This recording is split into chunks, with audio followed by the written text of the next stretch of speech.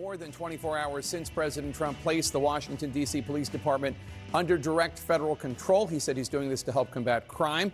Today, we have some new answers and some new questions on how this could all play out. This afternoon, the White House gave an update on the latest numbers, saying approximately 850 officers and agents have been surged across the city. We do not know specifically how many of those 850 are National Guard troops or National Park Police or FBI agents, which have all been mobilized. The White House says those officers and agents made 23 arrests, including arrests for homicide, firearms offense. Now, guys, I was actually in D.C. when a lot of this shit went down. There was like a shooting. I guess like a bunch of youths gathered in a park, and there was a shooting. And that kind of started the police presence. This, I think, was like Friday or Saturday night when I got there in D.C. You guys can see, look, FBI agents, a couple other feds, they're like out there and fucking vested shit. Possession with intent to distribute, narcotics, lewd acts, stalking, possession of a high-capacity magazine, driving under the... You got U.S. Border Patrol out there? Goddamn. ...influence and fare evasion in D.C.'s metro. White House press... Now, mind you, guys, just so y'all know, like, these federal agents have no authority. They're going to have to do all this under the auspice of a state or local law enforcement officer. Because feds have zero jurisdiction or authority here. They can assist, but the state and locals got to take lead. Secretary Caroline Leavitt said the president's order will be reevaluated in 30 days. Just moments ago, Trump border czar Tom Homan weighed in on the president's action with this stark assessment. I think the president made the right call on, cracking down on crime in D.C. I mean, I've lived in D.C. for several years. I won't walk the streets without having a gun. I mean, it's the violence and the crime is terrible here. The Trump administration has said these actions in D.C. are just the beginning, but we should note it isn't the beginning. Los Angeles was the beginning. You might recall in June, Trump deployed roughly 4,000 California National Guard troops and 700 Marines to Los Angeles, the stated goal being to combat, quote, violent insurrectionist mobs, unquote. Yeah, they need it. Dudes were trying to destroy that. That's the federal building they were protecting behind. Guys, we saw those riots this summer. In and around L.A. The protests were in response to immigration enforcement action around the city. Critics say that troop deployment quickly became fairly pointless. Or as the Los Angeles Times put it, quote, the National Guard came to L.A. to fight unrest. Troops ended up fighting boredom, unquote. All but 250 National Guard troops had left by August. Very little actual crime was charged from those protests. Yeah, because it was a deterrent. Like, the crime doesn't have to happen for you to realize that there was a benefit in the situation. The whole job is to prevent crime. Regardless of how easy it is for prosecutors anywhere to get a grand jury to indict anyone, so easy you can get an indictment of a ham sandwich and all that, Trump's top federal prosecutor in L.A. struggled to secure indictments in the protest cases. Out of at least 38 people charged with felonies, only 7 out of 38 were indicted, according to the L.A. Times. Then there's the actual cost of that operation. Shortly after the L.A. deployment began, the department risked that the Pentagon would spend... With Jake Tapper. Yeah, he is one of them, by the way. $134 million on it. $134 million. California Governor Gavin Newsom has filed a Freedom of Information Act request to reveal the total cost. But despite the lack of indictable crime and bored troops and a hefty price tag, Trump recently said this. You look at Chicago, how bad it is. You look at Los Angeles, how bad it is. New York has a problem. And then you have, of course, Baltimore and Oakland. We don't even mention that anymore. They're so far gone. Oh, yeah, those cities are cooked. We're not going to let it happen. We're not going to lose our cities over this. The crime is a problem all over the United States, and it has been for decades. But you have to wonder, why would President Trump bring up Los Angeles in his list of very bad cities? Is that an admission that his blueprint plan for troop deployment in American cities didn't work? Or does he think it didn't go far enough? CNN's Brian Todd has been out on the streets of D.C. spotting all the additional law enforcement and trying to get a clearer picture on how they're all going to work together. I think this is long overdue. I've been one of the National Guards in this area for years. I like it. I love it. I feel safe already. Longtime D.C. resident and community advocate Sandra Seegers is welcoming President Donald Trump's law enforcement and National Guard surge in the nation's capital because of the crime she sees in her neighborhood, much of which she says goes unaddressed and causes her to live in fear. When I wait a while, listen for sirens or more shooting or running, then I come to the door and see what's going on. Seegers is one of 2 community leaders we spoke to in Southeast D.C.'s Ward 8, one of the city's areas hardest hit by crime and poverty. Children can't be children anymore. They're running and playing. It just looks like the police might be coming next or somebody chasing them. So this is how bad it is. Last night, according to the White House, 850 officers and agents dispatched by Trump from federal agencies like the FBI were out patrolling D.C. streets, making 23 arrests. These arrests consisted of homicide, firearms offenses, possession with intent to distribute narcotics, fare evasion, lewd acts, stalking, driving under the influence, reckless driving, and a bench warrant. And Trump has called up about 800 National Guard troops who began reporting for duty this morning. They are expected to perform administrative tasks and manage logistics. They will also have a physical presence and be able to temporarily detain people. The National Guard will have weapons available, but are not expected to openly carry rifles, keeping them in their vehicles, for instance. Today, Washington's Mayor Muriel Bowser met with Attorney General Pam Bondi, who Trump assigned to oversee the takeover, vowing to make the best of the situation. Right now, we have more police, and we want to make sure we're using them. The D.C. police chief insisting it's a collaboration. We will allocate and look at the locations around our city. Bro, what the fuck? That's a police chief? Bruh. Bro. Yeah, bro. Okay, now I see why. Yo, W Trump, bro. W Trump, bro. Nigga. Bro. Holy. Bro, W Trump, man. Fuck that. Fuck that. Yeah. Federal government take over. Federal government take over, bro. Oh, man. I did not know it was that bad. Bruh. Yo, they're lucky that he's even bro, if I was fear, I would have been fired her. I'm like, what? You got a fucking Elvis haircut as a woman? Get the fuck out my city. Bro. What? How? Bruh. Man. They're lucky Trump is just taking over. I would have fired them niggas, man. Bro. City where we believe there are areas of pockets of crime that we would like to address. Many D.C. council members. Yo, what's up with all these fat people and women's in position of power? What's going on, guys? We got fucking enchilada entrepreneurs like Los Redacted. We got fucking sexually ambiguous creatures that are running huge metropolitan police departments. What the fuck is going on in 2025, bro? What is going on? Bruh. Members and scattered protesters have denounced the takeover. This was unprecedented. Said DC isn't your colony. It is now, bitch. It is now. It's our shit now. And unnecessary. Community activist and researcher Joy Doyle, also from D.C.'s Ward 8, is in favor of the increased law enforcement presence, but says it has to go deeper, that the intervention can't come just when violent crimes occur. We are not understanding why the property owners who rent to whomever these people are, that are demonstrating open-air drug markets on these properties, why are they not being held accountable? As you guys know, I love it when liberals complain about Trump. So we're going to go ahead and go to our favorite liberal, Kyle Kulinski. All right, welcome to the show. Watching them melt down over Trump, like saying he's going to take over D.C. is actually entertainment, Chad. So let's go ahead and enjoy. Yo, y'all, we have a lot to get to today. So in just a second, Trump announced that he's deploying the National Guard in Washington, D.C. He's federalizing the D.C. police force. He's basically declaring war on the homeless population. So we'll talk about that. I'll give you a whole bunch of important information. Then we'll get to a terrible story of a legendary journalist who was killed by the IDF in a terror attack. I'll give you that breakdown. They are so brazen, man. They do not care. They know there's no consequences. They know there's no justice. They know nobody's fighting for the right side of this thing. So they're just going balls to the wall. We'll talk about that. We'll also get to an amazing...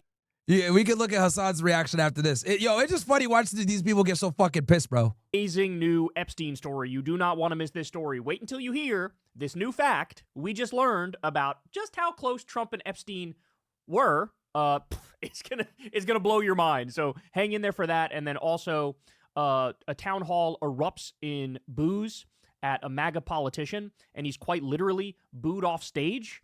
And Pete Hegseth went full Christian nationalist, and he's now promoting this extremist pastor who openly declares that women shouldn't have the right to vote, and we should take. Hey, let's go! Let's go! Yeah, they shouldn't. Agreed. Rare W for Pete Hegseth. Away from them. So there is a lot of stuff to get to today, and I'm not even giving you all of it. There's a lot more on top of that. Yo, it's so funny, chat. And this is why I like to watch liberal media. I ain't gonna lie, bro. I would be lying to you guys if I told you guys I didn't find it entertaining to watch liberal media and how they lose their minds over shit that we just say in passing. Right? When I say shit like, yo, repeal the 19th Amendment, why the fuck are women voting? Right? We get it. Yeah, well, yeah, bro, why are they voting? I don't get it. It doesn't make sense, right? We all kind of just like, whatever. But it's always like refreshing and funny to see a progressive hear that and they just lose their minds.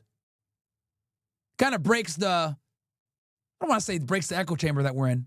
But like we all think alike. Obviously, if you're watching content like this, you guys, you know, most of you probably lean right on most issues if you guys are watching someone like me, right? You understand the fundamental differences between the genders, and you probably don't believe in egalitarianism between the genders at least. So over here, we're preaching to the choir. But it is interesting to react to liberal media when they take some of our talking points and act like the fucking world's going to end. It's actually very entertaining. I'd be lying to you guys if I didn't tell you guys that it was a guilty pleasure of mine to see these niggas fucking freak out. We might have to do Hassan next, depending on how much this guy freaks out. It's fucking funny, dude. As well. So everybody do me a big favor. Please subscribe to the channel. That helps out big time and costs you nothing at all. Media, I've never talked to it. You guys fund this show. Here's the live Kyle and Corin podcast. We try to get to it, but we dive into it. So Trump came out the other day and he said the following. This was a bit of an eye-opening moment because I was like, uh-oh, where's this going to go? He says, we're having a news conference tomorrow in the White House. I'm going to make our Capitol safer and more beautiful than it ever was before. Okay, I'll give him credit here. His Trump impersonations are funny. I'll give him that. I'll give him that. All these guys on the left have like Trump derangement syndrome, by the way. The homeless have to move out immediately. We will give you a place to stay, but far from the Capitol. The criminals, you don't have to move out. We're going to put you in jail where you belong. It's all going to happen very fast, like the border. Let's go, baby. Put them niggas in jail. And from millions pouring in to zero in the past few months. Total lie, by the way. This will be easier. Be prepared. There will be no... Well, actually, no, he's not lying. Border crossings have dropped off like by fucking 90+%. That's actually true. Mr. Nice Guy, we want our Capitol back. Thank you for your attention to this matter. So as soon as I saw that, I went, uh-oh, SpaghettiOs. We are not getting the whole story. We're only getting a little sliver of it. This is the cover story. Well, what the hell are they planning on doing? Then, of course, we get this. He says, this is now yesterday, he says, Washington, D.C. will be liberated today. Crime, savagery, filth, and scum will disappear. I will make our capital great again. The days of ruthlessly killing or hurting innocent people are over. I quickly fixed the border. 0 illegals in the last 3 months. D.C. is next. Thank you for your attention to this matter. Okay, so now you're beginning to see a little more of what's going on here. Now he's not just talking about homeless people. He's talking about liberating Washington, D.C., which, by the way, totally ironic that he brings up crime, savagery, filth, and scum, because, of course, it was Donald Trump who brought us the January 6th riot where he and his thugs tried to overturn the election. There were a whole bunch of criminals in D.C. You pardoned them, including the violent ones, 1,200 of them. So right off the bat, that annoys me. And this is just so dishonest how he's framing it. So what we learn is what Trump is going to do is send in the National Guard, and he's also going to federalize the D.C. police force. So he comes out, this is just, an hour or two ago now, and here's what he says. We're here for a very serious purpose, Something's out of control, but we're going to put it in control very quickly like we did on the southern border. I'm announcing a historic action to rescue our nation's capital from crime, bloodshed, bedlam, and squalor. and worse. This is Liberation Day in D.C., and we're going to take our capital back. We're taking it back. Under the authorities vested in me as the President of the United States, I'm officially invoking Section 740 of the District of Columbia Home Rule Act. You know what that is? And placing the D.C. Metropolitan Police Department under direct federal control, and you'll be meeting the people that will be directly involved with that.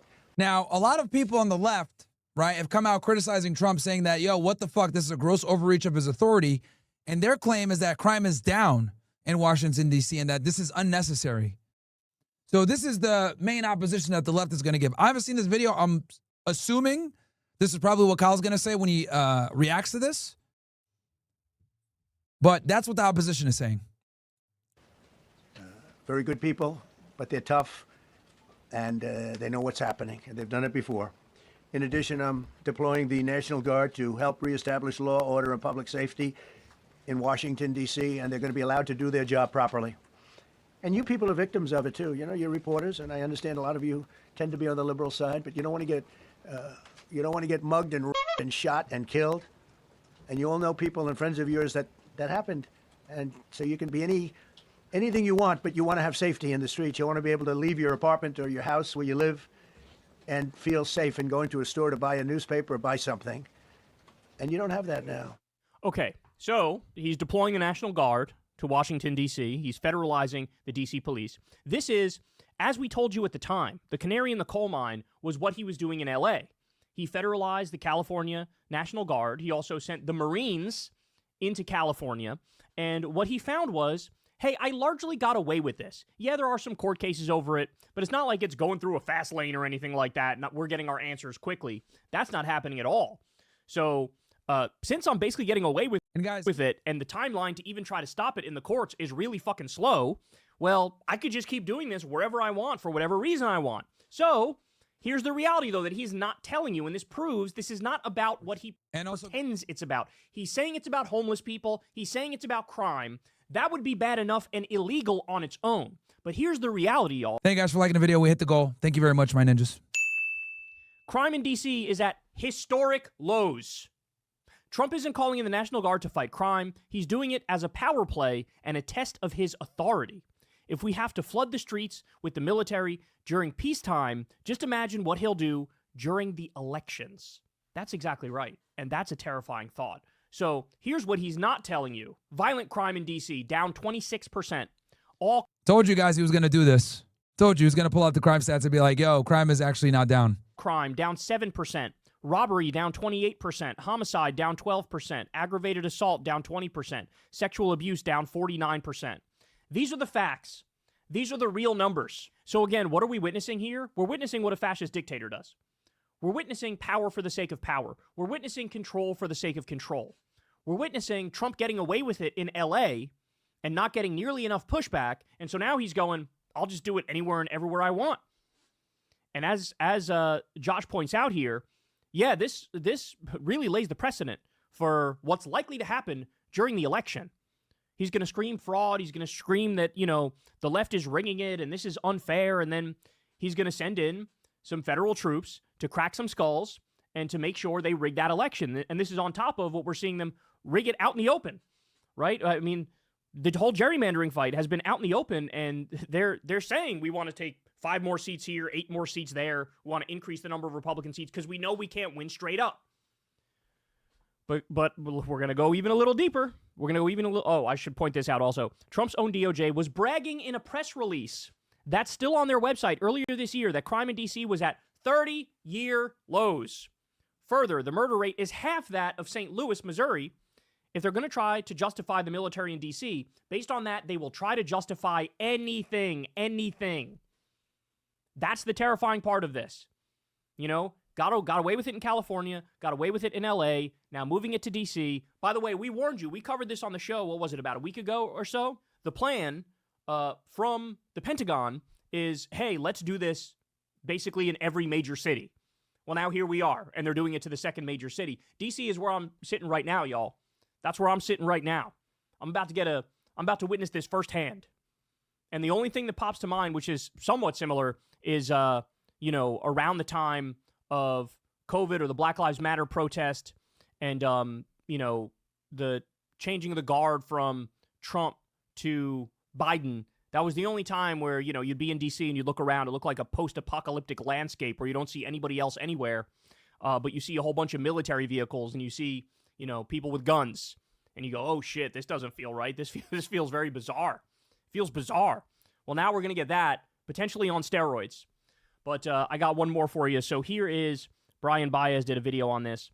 And I agree with his conclusion that he comes to here. He's going to lay out one of the things that's going to happen as a direct result of this move from Trump. Breaking news, Donald Trump is about to deploy 1,000 National Guard to D.C., and this all comes after he demanded that homeless people immediately move out of Washington, D.C. On Truth Social, he said, I'm going to make our capital safer and more beautiful than it ever was before. The homeless have to move out immediately. We will give you places to stay. Well, look, bro, homeless people are annoying, bro. They fuck a city up. Because here's the thing, bro, right? So I'll tell you guys this. So I live in Miami, Florida, as you guys know, right? I stay in the Brickell neighborhood. And the Brickell neighborhood is like kind of like, think of it as like the Manhattan / financial district of Miami, right? A financial district of in Manhattan, but the Miami equivalent. We don't really have a lot of homeless people here compared to other parts of Miami. You go to downtown Miami, guys, or Wynwood or any of these other areas, homeless people all over the fucking place. Now, the problem with homeless people is that though some people might say, oh, they're harmless, they're not doing anything, a lot of them are drug addicts, alcoholics, not in their fucking right minds. They create problems. You know, they're fucking panhandling. They're annoying people.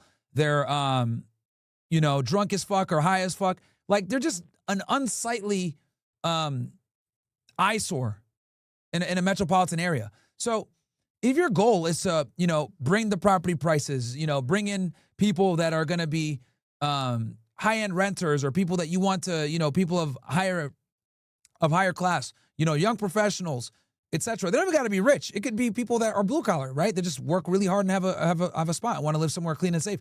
Like, homeless people are an eyesore for that. And quite frankly, we don't want them around because they create a lot of fucking problems. So by him saying, yeah, homeless people, y'all got to get the fuck out, I don't see a problem with that, bro. Homeless people create a lot of fucking issues. You guys ever been to Skid Row in LA? Bruh. Come on, man. That shit is trash. Luckily, there's only like 1 or 2 places in Brickell that I could think of that homeless people congregate around here. But the cops are pretty good about getting them the fuck up out of here because they can create problems, bro. You're going to 7-Eleven, they want to stand outside and ask you for money and be all weird and awkward and make shit. Bruh, you know? Because they never want food. Now, if they want food, I give them food all the fucking time. Every single time. I've never declined a guy to give them food. Right? But they want money to go buy drugs and shit, man. So, oh, I never told you guys this funny story. I might have told it like maybe once or Fresh Fair. I don't think I've told y'all this, though. So, I'll never forget this. The first year I moved to Miami, I moved here in February of 2018, right? And when I moved here, there was a restaurant in Brickell called Zouk, okay? Doesn't exist anymore, but it was a Mediterranean restaurant. I used to go there all the time to get, you know, chicken bowls and all this other shit. And I remember one time I didn't finish my meal. I had some of it like in a to-go box. And this guy comes up to me and says, hey, man, you know, can you help me out? I'm really hungry. You know, I'm fucking, you know, starving. I'm dying here. And I was like, yeah. And I like, you know, immediately went into my bag and grabbed them, the leftovers and handed it to him. Bro, I kid you guys not. I'll never forget this shit to this day. Bro looks me dead in the eye. And I'm like walking and he comes up behind me and says he's hungry and he whatever. So I stop to look at him to hear what he's got to say. And when he says that, I reach into the bag and get the food. And as I'm about to give it to him, I kid you not, guys, bro says, oh, I don't eat curry. Bruh, welcome to Miami. That was like my first like month or two here. I'll never get that shit. I was like, what the fuck? Yo, these homeless dudes are on some different timing out here. Oh, man. So, yeah. Nigga said I don't eat curry. Bro, it wasn't even curry food. It's fucking grilled chicken and like lettuce and shit. So 2 things piss me off. Number 1, okay, I hate curry. Ask anybody here. I fucking hate curry with a passion. I think it's disgusting. Okay, I'm not a fan of Jeet cuisine. Sorry, I don't like it. All right? Number 2, bro, it was like fucking chicken, hummus, some vegetables and shit. Like, bro, what do you mean curry? So on one hand, I was like, bro, you ungrateful bastard. But then on the other hand, hey, wait, how dare you say I'm eating curry? Curry's disgusting. So, yeah, bro. Anyone from Miami, you guys know exactly what I'm talking about, bro. The craziness, man. But yes, homeless people fucking suck.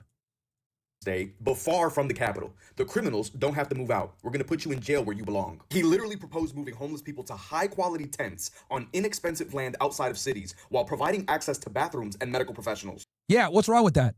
Get them niggas out of here, bro. Like, have you not seen San Francisco? Have you not seen downtown Miami? Have you not seen fucking Skid Row? Nothing good comes from letting homeless people hang out, bro. Nothing good comes of that shit. Get them the fuck up out of here, bro. In other words, high-quality tents on inexpensive land that's outside of cities and has access to medical professionals and bathrooms. So for everybody just listening to this podcast style, he was showing how what he means is he's going to send these people to Alligator Alcatraz. And what he means is I'm going to send these people to the other concentration camps that they're now building across the country. Of course, they've sent people to the Gulag concentration camp Sikot in El Salvador. They've sent them to Guantanamo Bay. They want to send 30,000 people to Guantanamo Bay. They're sending people to Alligator Auschwitz, where, by the way, we learned officially that there's torture going on there. And now he's going to send these people to other makeshift concentration camps. That's what's happening. So understand something. The idea that this is like, we're going to help these homeless people. Absolute nonsense. If anything, this is akin to, this was the beginning of the Nazi crackdown. They went after homeless people. And it's the same mindset. Shove them in camps, fuck them, forget about them, whatever happens, happens. This is straight out of the Nazi playbook. Homeless people were among the groups targeted by the Nazi regime and sent to concentration camps. The Nazis implemented policies against those they considered asocial or work-shy, which included homeless individuals, beggars, and others who didn't fit their vision of productive society. Under Nazi ideology, homelessness was often viewed as a character flaw or moral failing rather than a social problem. And yes, they in turn were sent to concentration camps labeled as undesirable. And here's the worst part. He says, I'm going to make our capital safer and more beautiful than it ever was before. But in order for him to do that, the homeless have to move out immediately. Basically saying that homeless people make the city less safe and ugly, which means they're lowering the value and the quality of the state. Their playbook has always been the same. It is the dehumanization and vilification of a group of people to be able to justify why you're segregating them and expelling them from fucking society. My friend, okay. Let's play this back one more time because, bro, social justice warriors like niggas like this, bro, the homeless have to are the worst. He says, fucking Mr. Clean over here with the big beard. I'm going to make our capital safer and more beautiful than it ever was before. But in order for him to do that, the homeless have to move out immediately. Basically saying that homeless people make the city less safe and ugly. Yeah. Facts. They do make it less safe, and they definitely do make it ugly. Facts. Which means they're lowering the value and the quality of the state. Yes, they are. And? See, this is a problem with these niggas, bro. Like, they can't deal with objectively true things if it's offensive. This is why I can never be a progressive. All right?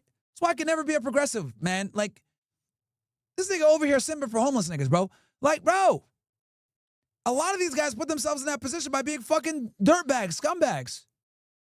Okay? Behind every homeless person, you're going to find 5 or 10 family members that got fucked over by that homeless person. All right? The reason why they're homeless a lot of the times is because of their bad fucking decisions. Whether it was stealing from a family member, stealing from a friend, refusing to get off drugs, assaulting those that try to help them, because the drugs are more important than their family, they put themselves in this predicament. Why the fuck should we have to sit there and tolerate these niggas sitting on the side of the road, bro? Especially when people got their kids and shit like that. Fuck that, man.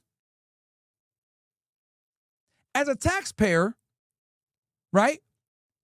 If we're going to go ahead and give you guys all this fucking tax money, I expect our cities to be clean, crime to be down, hobos the fuck up out of here, and do our best to keep a clean and safe environment, bro. Look, at the end of the day, I'm 6'3", I'm in good shape, I carry my gun everywhere. Doesn't matter where the fuck I'm at, whatever. But talking for other people that might not have, my ability or size or whatever the fuck, dude, it's terrifying as a woman or as a smaller individual walking around at night and homeless niggas all over the place. Niggas whacking off in a corner shit. What? Another nigga in the corner.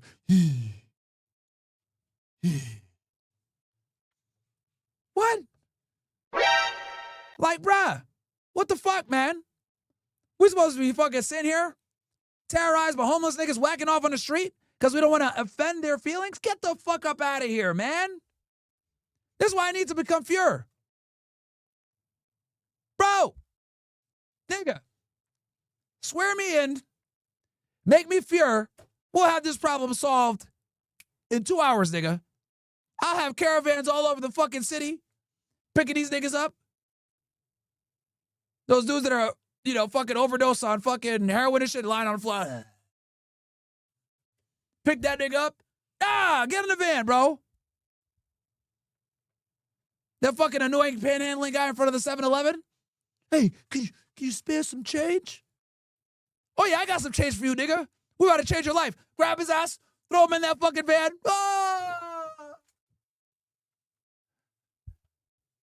Give that nigga the Jazzy Jeff.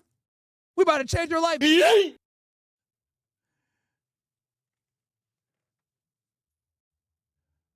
Right? 2 hours, bro. I have the streets clean, man. Call me the Sudanese mop. I'll get these niggas the fuck up out of here, bro. Disinfect the city. Bro, nobody wants homeless people around. Why do I gotta be the one to fucking say this shit, bro? These fucking progressives. Well, they're still human. And?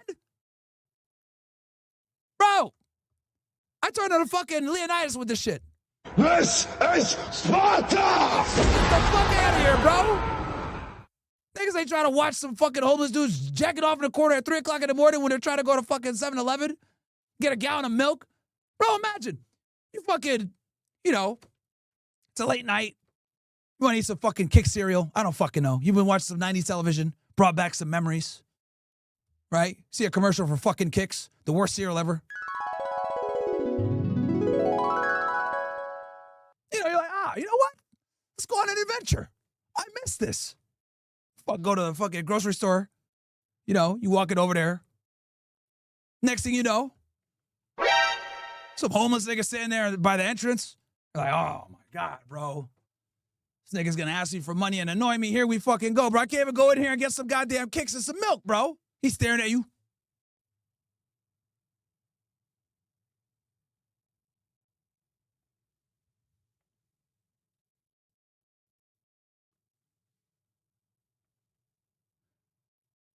You see his hand moving like this? Nigga jacking in the corner. You just want to get some fucking cereal and milk. Now this nigga's trying to milk himself. Bro, what the fuck? Allahu Akbar! The playbook has always been the same. It is the dehumanization and vilification of a group of people to be able to justify why you're segregating them and expelling them from fucking society. Yes, we expel them niggas, bro. Okay? But literally, they are another version of them boys. Take them niggas out of 109 cities over 1,000 times. That's exactly right. And, you know, this is why I keep telling people, I don't want you to say, oh, we're on the brink of authoritarianism. We're on the brink of fascism. This is something. Here we go. I knew they were going to say the fascist. Progressives love the word fascism, bro. They fucking love it. You're a fascist. All right, bro. Whatever. Okay. That we've heard from a lot of people. Oh, slash nigga, whatever. It's a very common saying when talking about Trump and this regime. But it's time to graduate from that talking point. It's time to graduate from that. No, it's here. It's already here. And I don't know how much more evidence anybody would need in order to conclude that it's here. When you have ICE Gestapo thugs covering their faces. Oh, that's another thing they love to do. Liberals, guys, you're going to notice this when you when you watch liberals cover immigration. They love to call ICE the Gestapo. Rounding up innocent people, sending them to concentration. No, they're not innocent because they're here illegally, Kyle. They violated 8 USC 1325, my friend. So they're actually not here legally, and that's why liberals are fucking retards. Camps, no due process, no habeas corpus, no hearing, no anything. A lot of these people end up being American citizens. A lot of them end up being legal immigrants. No, they're not U.S. citizens. That's not true. When you have that going on right in front of our eyes, and that continues, and you have courts say, hey, stop it, and then they don't stop it, When you have the invasion of L.A., when you have the National Guard occupying it, the Marines occupying it, and now he's doing it in Washington, D.C., when you have them out in the open trying to rig the next election and trying to steal more Republican seats, I don't know what else you would need. I mean, when you look at the foreign policy front, too, Trump just signed something the other day, a directive that says we're going to go to war against the drug cartels in Latin America. That's greenlighting war with Mexico. That's what that is. So threatening Greenland, now greenlighting war with Mexico, bombing Yemen, bombing Somalia, and of course, illegally and offensively bombing Iran on behalf of Israel. We got all this stuff going on. On what planet are we on the brink of something? No, it's here. It is here. And it's horrible to see, man. It's horrible to see. So they're using the cover story of, we're going to go after homeless people. But it's not like they are going to go after homeless people. They're going to round them up. They're going to send them to these concentration camps. But that's only part of the story. It goes a lot further than that. It goes a lot deeper than that. In the same way that we've seen these ICE raids all across the country. Now, I know that Anna Kasparian got into a debate with someone about this.